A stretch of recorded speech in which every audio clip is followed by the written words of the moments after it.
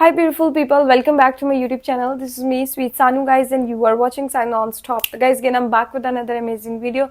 और आज की जो हमारी video my final reply to गोदी यूट्यूबर एल्विश यादव ध्रुव राठी। काफ़ी देर से जो है वो इनकी कंट्रोवर्सी जो है वो चल रही थी और हाफ रिप्लाई जो था वो कुछ दिन पहले जो है वो ध्रुव राठी ने दे दिया था एल्विश को, बट उसने कहा था मैं हर पॉइंट का जो है वो रिप्लाई करूंगा, तो उसके कुछ पॉइंट्स रह गए थे।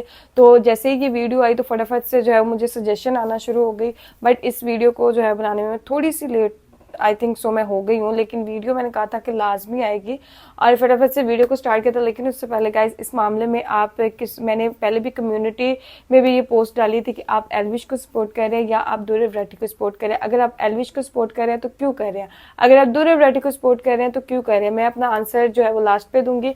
फटाफट से वीडियो को स्टार्ट करते हैं। लेकिन उससे पहले गाइज अगर आप लोग मेरे चैनल पर अगर अब तक आपने मेरे चैनल को सब्सक्राइब नहीं किया, लाइक कीजिएगा, सब्सक्राइब कीजिएगा। डिस्क्रिप्शन के अंदर सेकंड चैनल का लिंक है, फटाफट से वहां भी जाइएगा और जल्दी से 1K सब्सक्राइबर जो है कंप्लीट करवाइए। वहां पे बहुत ही अच्छा फनी किस्म का कंटेंट आप लोगों को देखने को मिलेगा। तो फटाफट से वीडियो को स्टार्ट करते हैं बगैर टाइम को वेस्ट कर। अभी फाइनली जो है हम एसी वाले रूम में बैठ चुके हैं, अपना सेटअप जो है वो नीचे ले आए हैं, तो इसलिए ये वीडियो थोड़ी लेट हुई है, सेटअप चेंज कर रहे थे।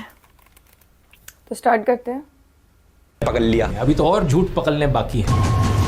फिर आते हैं मेरे आम आदमी पार्टी के कनेक्शंस पर। इन गोदी यूट्यूबर्स की फेवरेट कंस्पिरेसी, तुझे करंट इसलिए लग रहा है क्योंकि तेरे मुंह में राम है और दिल में नाथू राम है। पोशम पा भाई पोशम पा, लाल किले में क्या हुआ, 100 रुपए की घड़ी चुराई, अब तो जेल में जाना पड़ेगा। ठीक है। नमस्कार दोस्तों, हरियाणा के हिसार डिस्ट्रिक्ट में एक गांव है राखीगढ़ी। यहाँ एक्सकवेशन हुई तो पता चला कि यहाँ 7-8 हजार साल पुरानी एक सिविलाइजेशन रहा करती थी। लेकिन कमाल की बात देखिए कि वो सिविलाइजेशन आज तक एल्विश यादव की गली तक नहीं पहुंच पाई, क्योंकि ये बेवकूफ आज भी अनसिविलाइज्ड है। कहीं गाली गलौज करना, कहीं मारपीट करना, नफरत फैलाना, नशे करना, युवाओं को बेटिंग की आदत लगवाना, लड़कियों को ऑब्जेक्टिफाई करना, ये सब इसके रोज के कारनामे हैं। और इसके क्रिंज कंटेंट को जब व्यूज ना मिले तो बीच बीच में ध्रुव राठी के ऊपर वीडियो बना लो। ये तो वैसे भी इन गोदी यूट्यूबर्स की निंजा टेक्निक है। मुझे लगता है कि ऐसे यूट्यूबर्स की बेवकूफी एक्सपोज करी जानी चाहिए जनता के सामने, ताकि लोगों को पता तो लगे अगर वो ऐसे यूट्यूबर्स को फॉलो करते हैं तो वो कितने बड़े बेवकूफों को फॉलो कर रहे हैं। हालांकि वो अलग बात है, इन यूट्यूबर्स को खुद कोई फर्क नहीं पड़ना, क्योंकि एल्विश जैसे बेशर्म लोग मानते हैं कि बदनाम हुए तो क्या हुआ, नाम तो होगा। अच्छा भी हुआ और बुरा भी हुआ। बुरा क्या क्या हुआ? बुरा यही हुआ कि मीम्स बन रहे थे, हंस रहे थे। ये तो अच्छी बात है, पब्लिसिटी होती है। पिछले वीडियो के बाद आप में से कुछ लोग मुझसे पूछ रहे थे कि मैं क्यों टाइम वेस्ट कर रहा हूं इस एक इंसान पर वीडियो बनाकर। बात कुछ ऐसी है दोस्तों कि यहाँ बात सिर्फ इसे एक इंसान की नहीं है, हमारे समाज में जितनी भी गलत चीजें हो रही हैं, मेरा मानना है कि ये एक एल्विश यादव की पर्सनैलिटी उन सब गलत चीजों का पर्सोनिफिकेशन है। ऐसे लोग हमारे समाज के लिए, देश के लिए एक बहुत बड़ा खतरा बन चुके हैं, और इसे एक को सुधार दिया तो उसका असर हमें लाखों करोड़ों लोगों पर देखने को मिलेगा। अच्छा। तो आइए इस वीडियो के फर्स्ट हाफ में सबसे पहले इसके कुछ और झूठ पकड़ते हैं और सेकंड हाफ में इसे सुधारने का काम चालू करते हैं। थोड़ा अपना भी दिमाग लगा लो यार। अभी वीडियो खत्म नहीं हुई, अभी तो बहुत बची होगी। मुझे पता नहीं कितनी बड़ी वीडियो हो चुकी है अभी तक, बट अभी आएंगे और भी पॉइंट्स हैं। पिछले वीडियो में इसका बेवकूफी काउंटर 9 पर था, तो वहीं से कंटिन्यू रखते हैं। एल्विश कहता है कि मैंने अपने टेलीग्राम ग्रुप में पोर्नोग्राफिक कंटेंट शेयर किया। और एथिक्स की बात करने वाला हमारा ध्रुव भाई टेलीग्राम ग्रुप में पोर्नोग्राफिक कंटेंट शेयर करता था, जिसके चक्कर में टेलीग्राम ने इनका ग्रुप बैन कर दिया। देख एल्विश, हर इंसान के पास यहाँ एक चीज होती है जिसका नाम है दिमाग। अगर तू इस चीज का थोड़ा सा भी इस्तेमाल कर लेता तो अपने आप से पूछता कि आखिर मैं अपने टेलीग्राम ग्रुप में पोर्नोग्राफिक कंटेंट क्यों शेयर करना चाहूंगा, मुझे क्या मिलेगा ये करके। ऑब्वियसली ये चीज झूठ है और मैंने ऐसा कभी नहीं किया। कुछ साल पहले टेलीग्राम पे एक ये बड़ा कॉमन बग था। गूगल पर सर्च करके देख टेलीग्राम पोर्नोग्राफिक बग, रेडिट पर ढेर सारे लोग मिल जाएंगे जो इस चीज को लेकर कंप्लेन कर रहे हैं कि ऐसा क्यों हो गया, जबकि उन्होंने ऐसा कुछ भी नहीं किया था। एनीवेज, फिर एल्विश मेरी टीम की बात करता है। कहता है कि मेरी टीम में 3 लोग हैं। ये अपनी वीडियो लिखवाता है विजेता धैया से, समझ रहे हो? वो एक मूवी डायरेक्टर है और इनकी टीम में 3 बंदे काम करते हैं, राहुल, अक्षय और मानव। इस चीज को लेकर कई इंटरव्यूज में मैंने बहुत बार बात करी और बार बार एक ही चीज कही है कि मेरी टीम में 10 से 15 लोग हैं। अरे बेसिक लिटरेसी चाहिए, कम से कम एक इंटरव्यू ही देख लेता मेरे ऊपर वीडियो बनाने से पहले। आपकी टीम कितनी बड़ी है? मैंने 50-100 लोग हैं, कितने लोग हैं? 50-100 तो नहीं है, 10 हैं, 10-11 हैं मैं कहूँगा। ऊपर से तुझे काउंटिंग करनी भी आती है, वो भी मैं सिखाऊं? क्योंकि पहले तू कहता है मेरा एक रिसर्चर है विजेता, फिर कहता है मेरी टीम में 3 लोग हैं, राहुल, अक्षय और मानव। तो ये 3+1 4 नहीं हो जाता?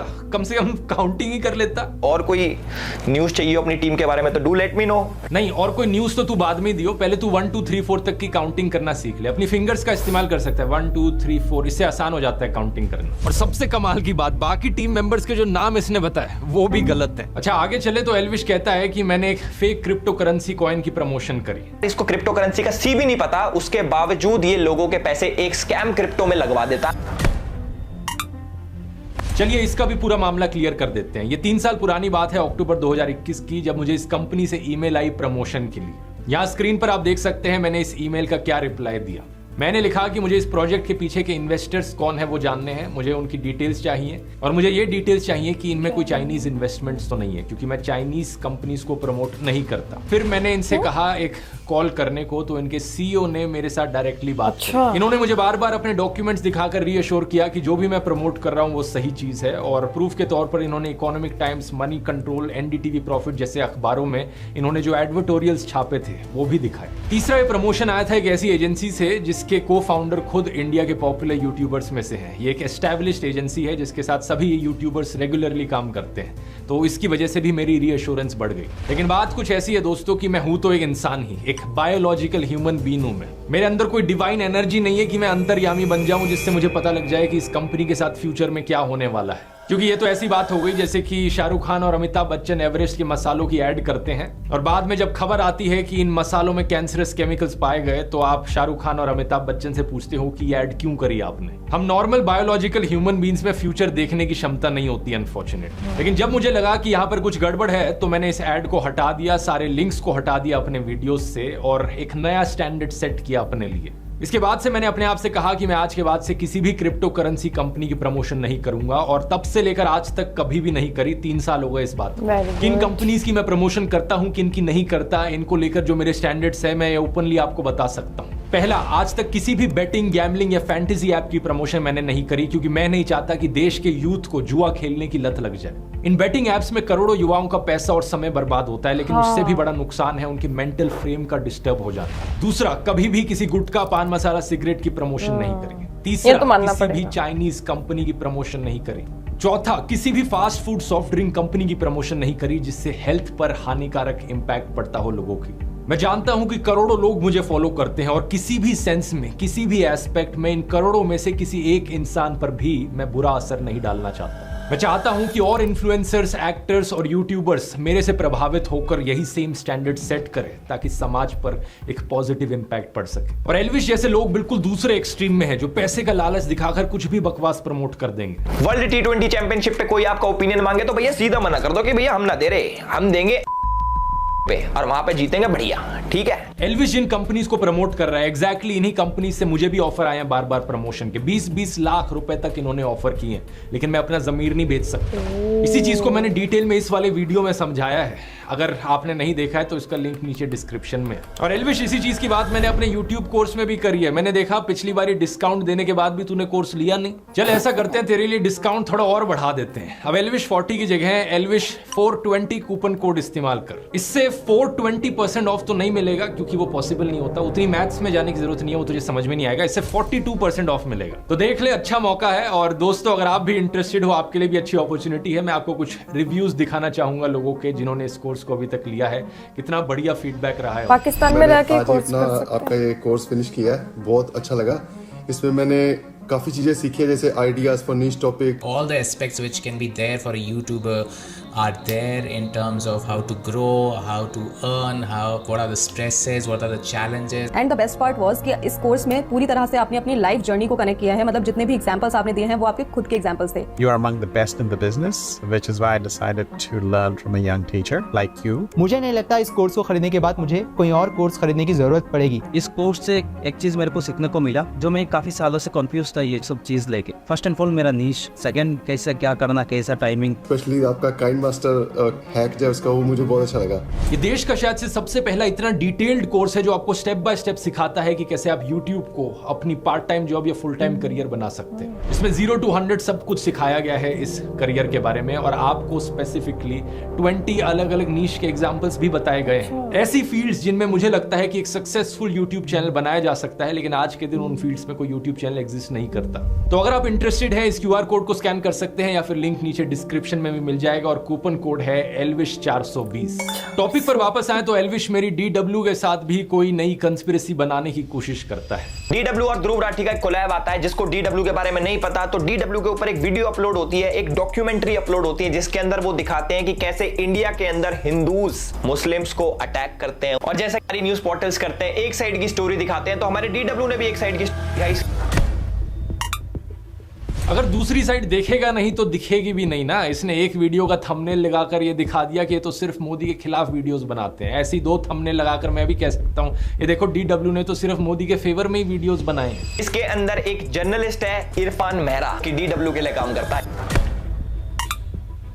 एक बार फिर से अनपढ़ एल्विश को नाम पढ़ना नहीं आया। इनका नाम इरफान मेहरा नहीं, इरफान महराज है। एक जे आता है एंड में। पूरे वीडियो में ये मेहरा मेहरा मेहरा करते रहता है। बराबर ही तो है, सब बराबर है। बराबर ही तो नहीं है एल्विश, सब बराबर नहीं होता। ये पता है किस किस के लिए काम करता है? ये काम करता है DW के लिए, TRT के लिए, द अरब के लिए, द अरब के लिए।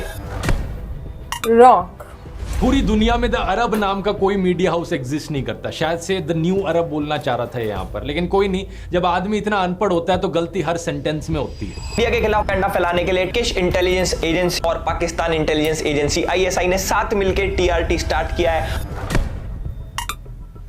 हाय राम, एक बार फिर से ये अनपढ़ एल्विश पढ़ नहीं पाया। मुझे तो डाउट होता है कि इसने स्कूल से पास आउट भी किया या नहीं किया, क्योंकि इसके आर्टिकल में कहीं नहीं लिखा जो इसने पीछे दिखा रखा है कि ISI ने साथ में मिलकर टर्की के TRT वर्ल्ड शुरू किया है। आर्टिकल में लिखा है टर्की इंटेलिजेंस एजेंसी और ISI साथ में मिलकर एक प्रोपेगेंडा टीम शुरू कर रहे हैं TRT वर्ल्ड के थ्रू। ये नहीं कि TRT वर्ल्ड ही शुरू कर रहे हैं। अब वो अलग बात है दोस्तों कि आर्टिकल भी फर्जी है, क्योंकि ये फर्जी न्यूज वेबसाइट ने लिखा है, इन्हीं की गोदी वेबसाइट ने। लेकिन उसकी बात किसी और वीडियो में करेंगे, नहीं तो ये बहुत लंबा खिंच जाएगा। एंटी इंडिया लिखो, प्रोपोगेंडा फैलाओ, प्रोपोगेंडा फैलाओ। प्रोपोगेंडा नहीं एल्विश, प्रोपेगेंडा होता है नहीं। हाँ, NIA ने इरफान मेहरा को लास्ट ईयर अरेस्ट करा था, क्योंकि इसके तार आतंकवादी ये जो क्या कहते हैं संगठन, इनके साथ जुड़े हुए थे भाई। ये जितने भी बड़े बड़े अलकायदा पलकायदा होते हैं ना भाई, यार उनके साथ काम कर रहा था। Wrong.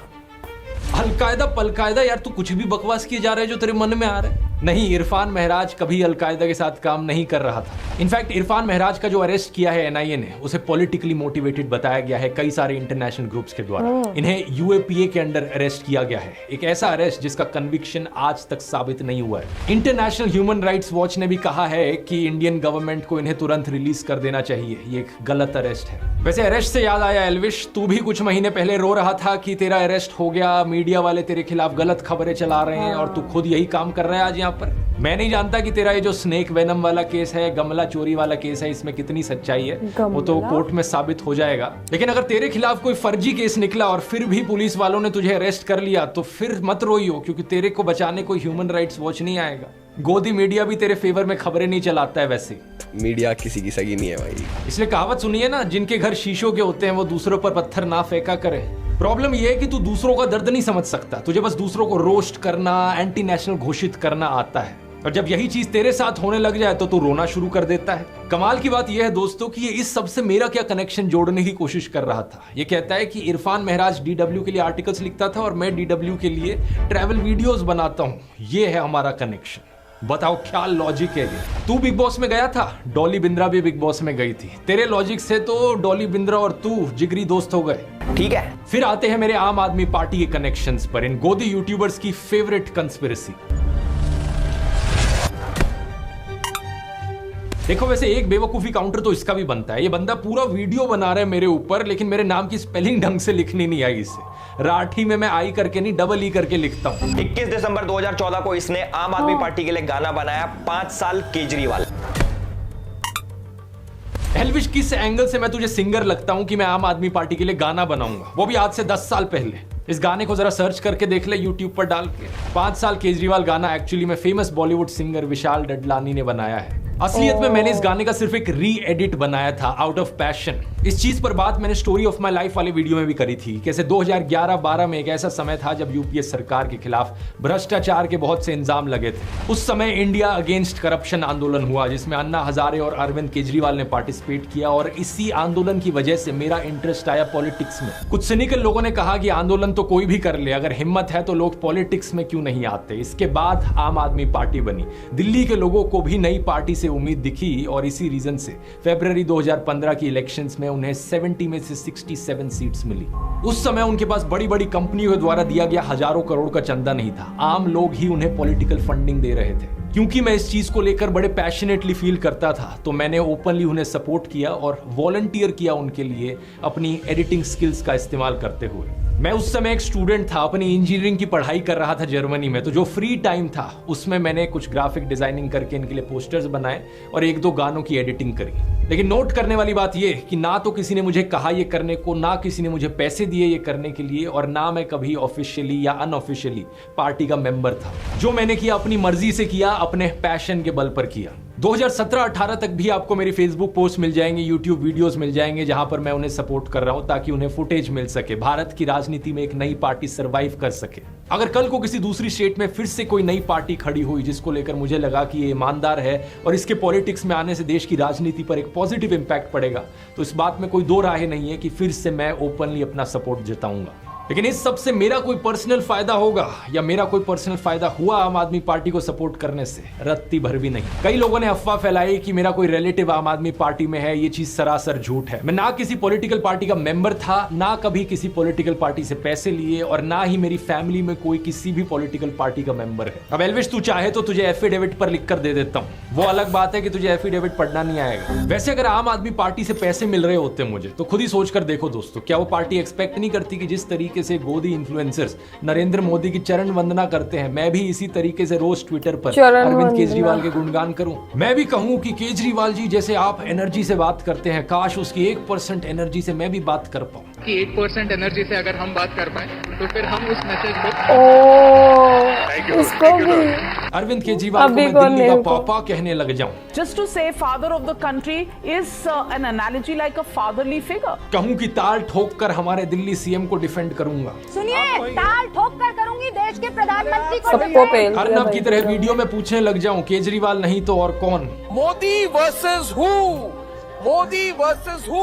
Modi versus who?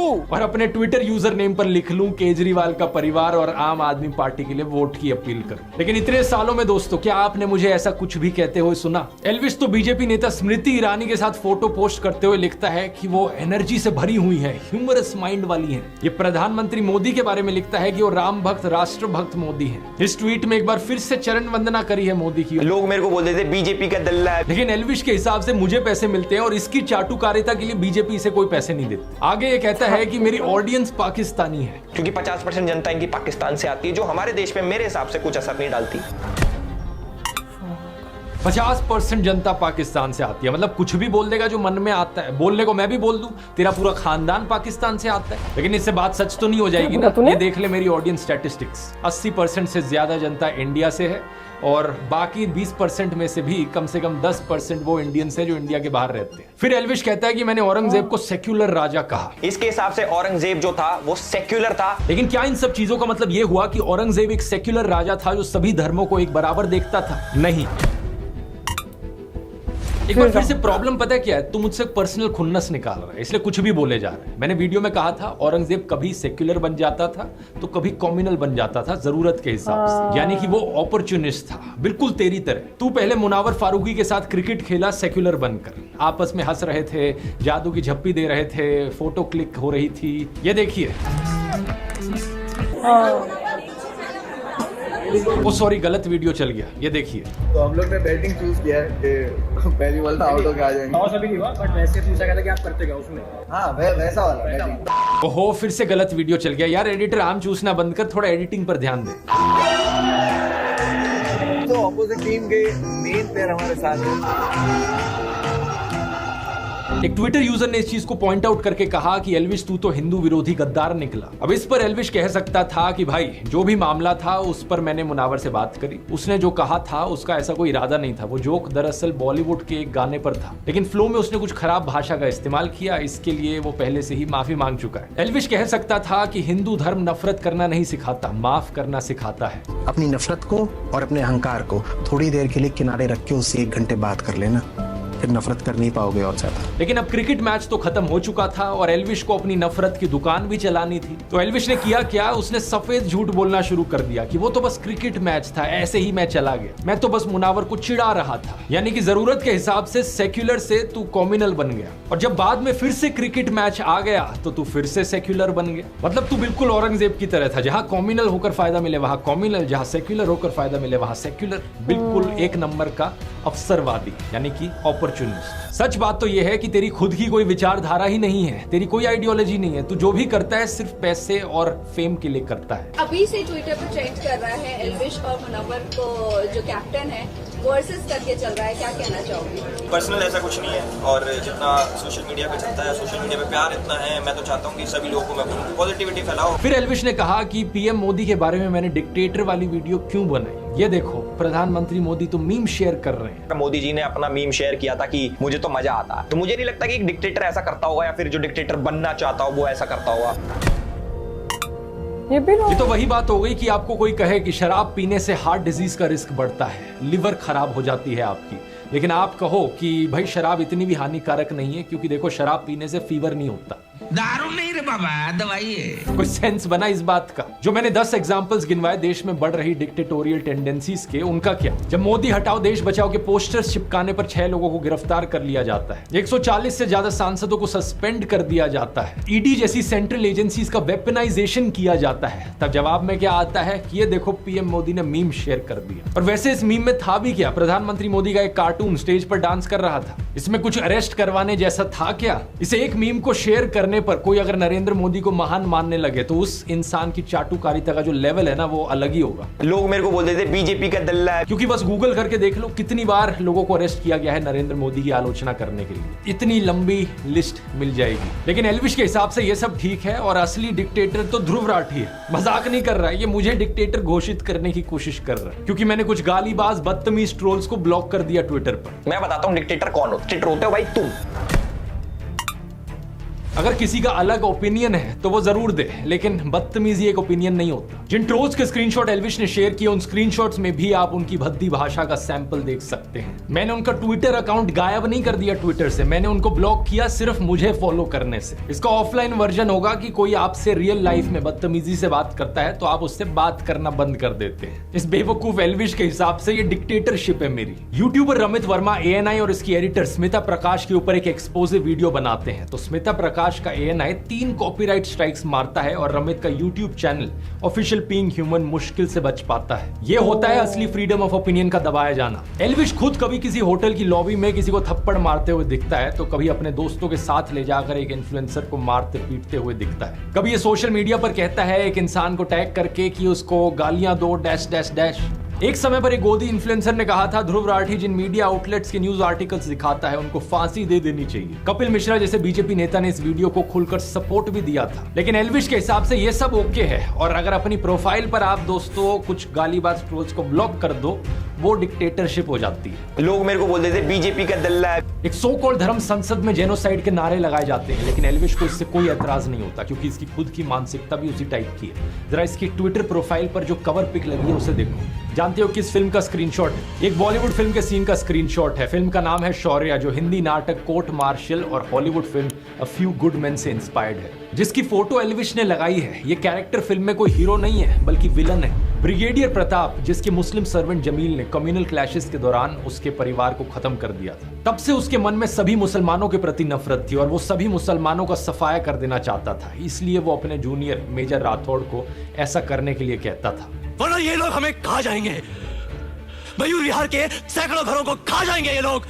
Film के आखिर में जब ये रिवील होता है तो इंडियन आर्मी ब्रिगेडियर प्रताप को ड्यूटी से रिलीव कर देती है, केस चलाने का ऑर्डर देती है और गिरफ्तार कर लेती है। तो बेसिकली ये फिल्म हमारी इंडियन आर्मी के ऑनर और प्रिंसिपल्स को दिखाती है कि जो भी ऑफिसर आर्मी के प्रिंसिपल्स पर कलंक लगाता है उसे टॉलरेट नहीं किया जाएगा। जैसे कि 2018 का न्यूज आर्टिकल देखिए, बीजेपी नेता और उस समय के असम के मुख्यमंत्री सर्बानंद सोनोवाल ने एक जनरल कोर्ट मार्शल वर्डिक्ट को वेलकम किया, जिसमें कि एक मेजर जनरल सहित 7 आर्मी पर्सनल्स को 1994 फेक एनकाउंटर के लिए लाइफ इंप्रिजनमेंट की सजा सुनाई गई। उन्होंने कहा कि इससे लोगों का जुडिशरी और आर्मी में विश्वास मजबूत होगा। हमारी इंडियन आर्मी का मोटो है दोस्तों, सेवा परमो धर्म। लेकिन इस बेवकूफ एल्विश की आर्मी इंडियन आर्मी की ऑनर, एथिक्स और प्रिंसिपल्स को कहां समझेगी? ये तो पूरी दुनिया के मुसलमानों के खून के प्यासे हैं। इससे तो सांप भी डरता है कि कहीं ऐसा जहरीला इंसान हमें ही ना काट ले। और मैं चीजों को एग्जैजरेट नहीं कर रहा हूं दोस्तों, इसका एक और उदाहरण दिखाना चाहूंगा। पिछले साल अक्टूबर में इजराइल पर हमास का आतंकी हमला हुआ, जिसमें 350 इजरायली मारे गए। इस पर मैंने एक वीडियो बनाया था यहाँ पर। उसके बाद इजराइल ने अटैक किया। अब तक गाजा में 17 लाख लोग बेघर हो चुके हैं, 37,000 से ज्यादा लोग मारे जा चुके हैं। युद्ध के इंटरनेशनल रूल्स जैसी चीज को इजराइल ने बहुत पहले ही छोड़ दिया। हॉस्पिटल्स पर भी अटैक हुए हैं। रिसेंटली एक हमला हुआ राफा शहर में एक टेंट कैंप पर, जहां 45 लोग मारे गए। इसमें आधे से ज्यादा औरतें, बच्चे और बूढ़े थे। इस मैसेकर पर ग्लोबल आउटरीच देखने को मिली। यूनाइटेड नेशंस के सेक्रेटरी जनरल ने कहा कि गाजा में कोई सेफ जगह नहीं है, यह हॉरर रुकना चाहिए। पेरिस में 10,000 लोगों ने इजरायली एम्बेसी के बाहर डेमोन्स्ट्रेशन किया। अमेरिका के नेशनल सिक्योरिटी काउंसिल स्पोक्सपर्सन ने कहा कि इजराइल को सिविलियंस को प्रोटेक्ट करने के लिए प्रिकॉशंस लेनी चाहिए। इजिप्ट, सऊदी अरेबिया, कतार, आयरलैंड, जर्मनी, फ्रांस सब ने एक स्टेटमेंट जारी करी है और ऑल आइज ऑन रफा वाली ये एक AI इमेज ऑलमोस्ट 5 करोड़ लोगों ने सर्कुलेट करी। बहुत से इंडियन सेलिब्रिटीज हैं जो इंडियन सोशियो पॉलिटिकल इश्यूज पर बोलने की हिम्मत नहीं जुटा पाते, लेकिन अच्छी बात है कि कम से कम इस पर तो बोल पाते हैं। हमारे देश की सरकार ने भी ऑफिशियल स्टेटमेंट दी कि हम पैलेस्टीनियन स्टेटहुड को सपोर्ट करते हैं। और साथ ही साथ राफा के कैंप में सिविलियन लाइव्स का हार्ट ब्रेकिंग लॉस गहरी चिंता का विषय है। इस सब के चलते खुद इजरायली मिलिट्री ने भी कहा कि नॉन कॉम्बैटेंट्स यानी जो लोग लड़ नहीं रहे थे उनको नुकसान पहुंचाने पर हम खेद प्रकट करते हैं। इजराइल के प्राइम मिनिस्टर ने भी इसे एक ट्रैजिक एक्सीडेंट कहा और इजराइल ने इसकी इन्वेस्टिगेशन की बात करी। लेकिन एल्विश ट्विटर पर कवर पिक लगाकर खुल्लम खुल्ला जाहिर करता है कि वो दुनिया भर के मुसलमानों के खून का प्यासा है। उसने ऑल आइज ऑन रफा वाली इमेज को मॉर्फ करते हुए लिखा ऑल आइज ऑन POK। अब ये सही बात है कि पाकिस्तान ऑक्यूपाइड कश्मीर में और इनफैक्ट पाकिस्तान में भी हिंदू, सिख, ईसाई और एथिस्ट जैसी माइनॉरिटीज पर अत्याचार होते रहे हैं। मैंने अपने पुराने वीडियोस में इनकी बहुत बार बात करी है। लेकिन इस बात का क्या सेंस बना कि POK में जुल्म हो रहा है तो रफा में लोगों को मरने दो? ऐसा तो नहीं है कि रफा के उन बच्चों ने POK में अत्याचार किए? क्या एल्विश जैसे गोदी इन्फ्लुएंसर्स ये नहीं कह सकते कि हम हर जगह इनजस्टिस के खिलाफ हैं? चरण वंदना करने वाले गोदी यूट्यूबर्स बात करते हैं सेलेक्टिव आउटरीच की, लेकिन गोदी इकोसिस्टम के बेशर्मों तुमसे ज्यादा सेलेक्टिव है कोई? जब मैंने ये वीडियो बनाई थी मैंने खुलकर कहा था इसमें कि चाहे कोई हिंदू हो, मुस्लिम हो, क्रिश्चियन हो, चाहे एथिस्ट हो, हर जगह जहां भी अन्याय हो रहा है मैं उसके खिलाफ हूं। लेकिन मैं चैलेंज करता हूं इन गोदी इन्फ्लुएंसर्स को ये बोलकर दिखा दें। सच बात यह है कि ये हर अन्याय के खिलाफ नहीं है, इनके मन में नफरत भरी हुई है एक कम्युनिटी को लेकर, और उस कम्युनिटी के खिलाफ ये लोग दिन रात जहर उगलते हैं। लेकिन इसका मतलब ये नहीं कि अपनी कम्युनिटी की चिंता करते हो। इस उम्मीद को तो छोड़ ही दीजिए कि एल्विश कभी किसी मुसलमान औरत के खिलाफ हो रहे अत्याचार पर आवाज उठाएगा। ये हिंदू औरतों के लिए भी आवाज नहीं उठाएगा अगर इसे अपना बेनिफिट ना दिखे तो। जैसे कि मणिपुर का एग्जाम्पल लेकर देख लीजिए, इतने समय से लोग मर रहे हैं वहां, पूरा देश शॉक्ड है इसको लेकर, लेकिन एल्विश यादव को इससे कोई मतलब नहीं। 250 दिन तक कश्मीरी पंडित स्ट्राइक पर बैठे रहे, क्या एल्विश ने आवाज उठाई? नहीं। कश्मीरी पंडितों की बात ये गोदी इकोसिस्टम सिर्फ तभी करता है जब मुसलमानों को बीच में इन्वॉल्व करना हो। याद रखिए दोस्तों, जब नोकाली में दंगे हुए थे वहां हिंदुओं को बचाने के लिए महात्मा गांधी गए थे, गोडसे नहीं गया था।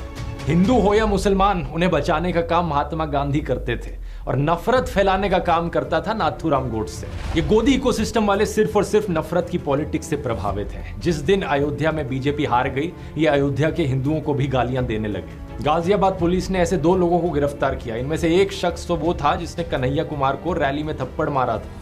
आप पूछोगे कि अयोध्या के हिंदुओं के बारे में इतने भद्दे कमेंट्स क्यों कर रहे हैं? सिर्फ इसलिए क्योंकि वहां बीजेपी हार गई। इस बात से आपको समझ आ जाना चाहिए कि इन लोगों का रिलीजन है मोदी पंथ, और इन लोगों का काम है चाटुकारिता करते हुए सत्ता की मलाई चाटना। सच बात तो यह है कि एल्विश जैसा इंसान जो अपने ही देश को धर्म के नाम पर बांटना चाहता हो, वो देश प्रेमी कैसे हो सकता है? ये कौन सा राष्ट्रवाद है जहां अपने ही राष्ट्र की अखंडता पर हमला करो, हर रोज नफरत का जहर घोलो समाज में? उपनिषदों में ऐसे लोगों को छोटी सोच का इंसान कहा गया है। निज परोवेति गणना लघु चेतसाम उदार चरिता नाम, तू वसुदेव कुटुंबकम, यानी यह मेरा वह पराया, ऐसी गिनती छोटी सोच वाले लोग करते हैं। उदार हृदय वालों के लिए तो पूरी दुनिया ही एक परिवार है, जो G20 की थीम थी, वसुदेव कुटुंबकम। अब पूरी दुनिया को परिवार मानो, इस सोच को तो कहां एल्विस समझ पाएगा, लेकिन कम से कम देश को तो मत तोड़ना। इतने बुरे नहीं है इस देश के मुसलमान, देख कि जरा क्या कहते हैं। नरेंद्र मोदी जी कहते हैं ना कि भाई मुसलमान आ जाएंगे तो ये हो जाएगा। मैं कहता हूँ एक भी मुसलमान को आप नौकरी मत दो, आप देश के तमाम हिंदुओं को नौकरी दो, हम लोग ठेली लगा लेंगे, ठीक है ना। आप मेरे तमाम हिंदू भाइयों को नौकरी दो, लेकिन दो तो सही। हमारा भी कर्तव्य है मुसलमानों का, सिख का, ईसाई का, कि अपने भाई को खतरे से बाहर निकाले। हाँ नहीं क्या करें, इस गली में मैं अकेला हिंदू, कुछ खतरा नहीं है। खतरा नहीं है बेफालतू का अगुवाई है, किसी बात का खतरा नहीं है। सिंपल सी बात है कि किसी भी रिलीजन का जो भी इंसान गलत करे, हमारा लॉ एंड ऑर्डर उस पर एक्शन ले और बाकी सभी लोग देश में शांति से रह सके। इतनी सिंपल सी बात तो समझ ले, अपने यहाँ डाल ले। मैंने तेरे 4 एंटी हिंदू वीडियोस की बात करी थी एक पिछले वीडियो में। एक वीडियो था जहां तू चिलम को भोले का प्रसाद बता रहा था, भगवान शिव को डिसरिस्पेक्ट कर रहा था। जय बाबा बोलेगी। ये वीडियो अब तूने हटा ली है, जो कि अच्छी चीज है, तो तेरी तारीफ की जानी चाहिए, गुड बॉय। दूसरा वीडियो था जहां तू हिंदू मंत्रों का मजाक उड़ा रहा था। और पंडित सेक्सी मंत्र पढ़ का भी ब्याह करवा दे जल्दी, सेक्सी मंत्र पढ़ का भी ब्याह करवा दे जल्दी। वो वीडियो भी अब तूने हटा ली है, फिर से गुड बॉय।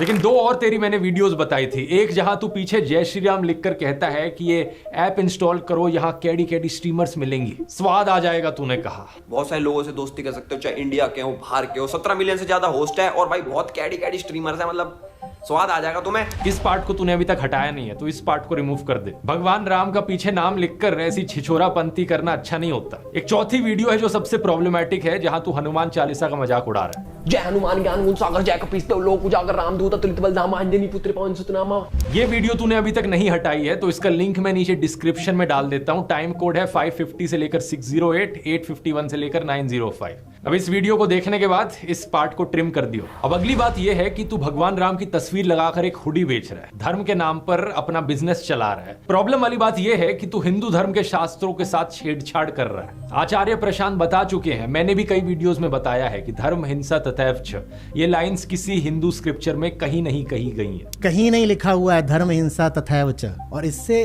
आपके रोंगटे भी खड़े हो जाने चाहिए कि ये कौन सी सेंट्रलाइज्ड कॉन्स्पिरेसी यूनिट है जो इतनी बड़ी बड़ी साजिशें करती है कि जो बात धर्म ग्रंथ में लिखी भी नहीं हुई है उसको संस्कृत में लिख करके उसको चारों तरफ व्हाट्सएप से और दूसरे जरियों से फैला देती है। तो या तो तू मुझे दिखा दे कि किसी हिंदू स्क्रिप्चर्स में ये लाइंस लिखी गई हैं, या फिर इस हुडी को अपनी क्लोथिंग लाइन से हटा दे, नया डिजाइन करवा लियो जिसमें एक्चुअली में हिंदू स्क्रिप्चर्स की लाइनें लिखी हो अपने हुडी पर। अब मैंने भगवान राम के ऊपर वीडियोस बनाए तो तुझे करंट लग गया। हमारे ध्रुव भाई इतने बड़े राम भक्त है। तुझे करंट इसलिए लग रहा है क्योंकि तेरे मुंह में राम है और दिल में नाथूराम है। ये जो तेरे दिल में नाथूराम गोडसे है ना, इसको बाहर निकालना है। तेरे दिल को शुद्ध करने की जरूरत है। इसमें उपनिषद की वसुदेव कुटुंबकम की हिंदू टीचिंग्स डाल। अब बातें तो और भी बहुत सी हैं करने की, लेकिन ये वीडियो काफी लंबा हो रहा है। खासकर तेरी मिसोजिनी के बारे में अभी ज्यादा बात करी नहीं है। किसी औरत को तू मजाक में चुड़ैल कहता है, भाई ये देख लो गाइस चुड़ैल।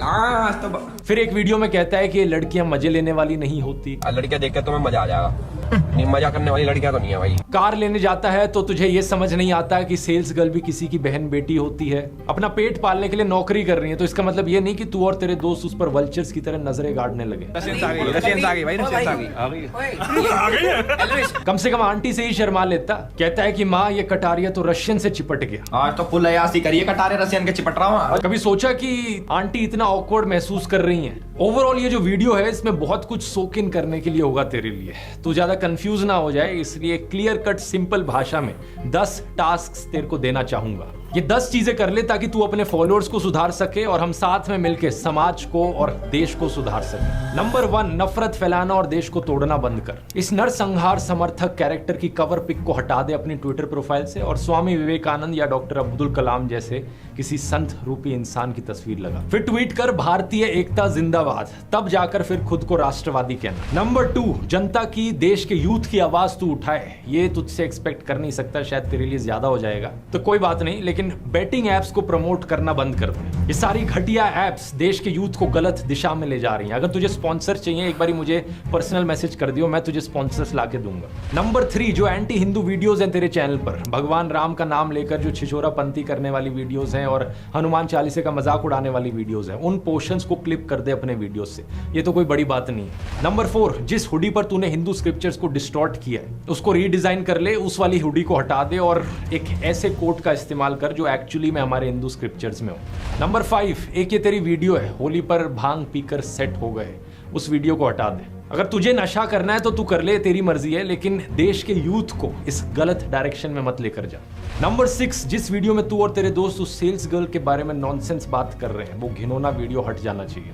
ये फ्रीडम ऑफ एक्सप्रेशन नहीं होता जहां किसी छिचोरे एक्सप्रेशन के साथ तुम किसी लड़की की डिग्निटी पर अटैक करने लगो। नंबर 7, क्लास 7 की मैथ्स की टेक्स्ट बुक उठा और उसमें परसेंटेज का जो चैप्टर है एक बार उसे रिवाइज कर ले। भाई खुद क्या दिखा रहे हो तुम? खुद बहुत सच चीजें दिखा रहे हो। तुम गोल्ड का रेट जो वर्ल्ड लेवल पे होता है अब हमारी सरकार के हाथ में थोड़ी है। गूगल कर कि गोल्ड का रेट कैसे डिसाइड होता है, इससे तुझे समझ में आएगा कि गोल्ड का भाव डिसाइड होने में सरकार का क्या रोल होता है। ये वाला आर्टिकल सामने आएगा, इसको एक बार पढ़ लियो, क्योंकि देख बेवकूफ होना कोई बड़ी बात नहीं होती। प्रॉब्लम तब होती है अगर किसी इंसान को उसकी बेवकूफी का एहसास ही ना हो।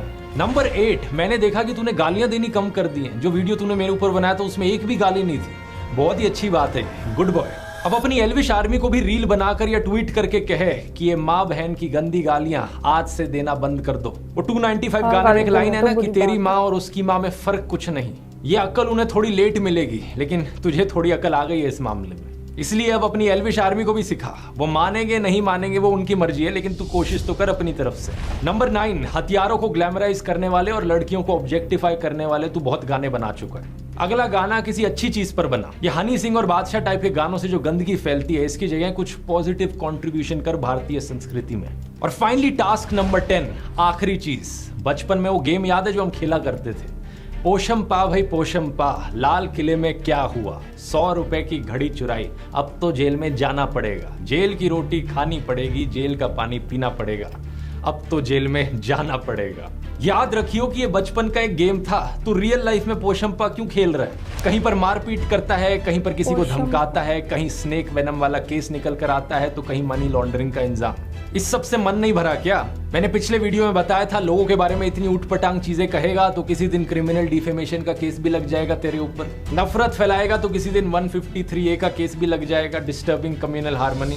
एक बार तो तूने किसी को कार से टक्कर ही मार दी थी, वो इंसान बच गया, थैंकफुली शुक्र है। किसी न किसी दिन ये पोशम पा के इस गेम में तू सही में जेल की रोटी खाने लगेगा।